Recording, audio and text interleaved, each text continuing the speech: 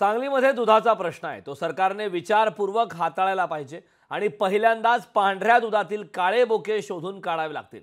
माजी मंत्री सदाभाऊ खोत यांनी टीका केली। त्यांच्याशी बातचीत केली आहे आमचे प्रतिनिधी संजय देसाई।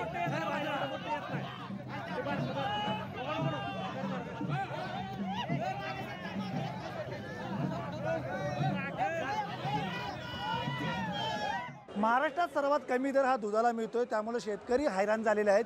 नेमकं काय आहे, दुधाला काय कमी दर मिळतोय? आपल्याकडे शेतकरी संघटनेचे नेते आणि माजी मंत्री सदाभाऊ खोत आहेत, जी काय शेतकऱ्यांची अडचण आहे आणि दुधाला जेव्हा कमी दर मिळतोय त्यांच्याकडून आपण नेमकं कारण ते जाणून घेऊ। मुळामध्ये हा प्रश्न जो दुधाचा आहे तो सरकारनं विचारपूर्वक हाताळायला पाहिजे।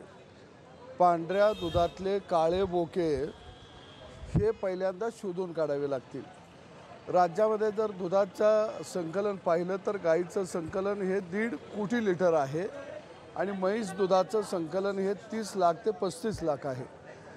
जवळजवळ 75% सध्या दूध संकलन हे प्रायव्हेटमध्ये होतं आणि 25% दूध संकलन हे कोऑपरेटिव्हमध्ये होतं। राज्यातले कोऑपरेटिव्ह व्यवस्था आज मोडीत निघालेले आहे। बोटावर मोजणारे दूध संघ आज राज्यामध्ये ते कसे चाललेले आहेत। आज गाईच्या दुधाचा भाव काय आहे तर 25 रुपये 26 रुपये, पण ग्राहक ज्यावेळी तेच दूध बाजारात घ्यायला जातो त्यावेळी त्याला 40 रुपयेपासून 45 रुपयेपर्यंत घ्यावं लागतं।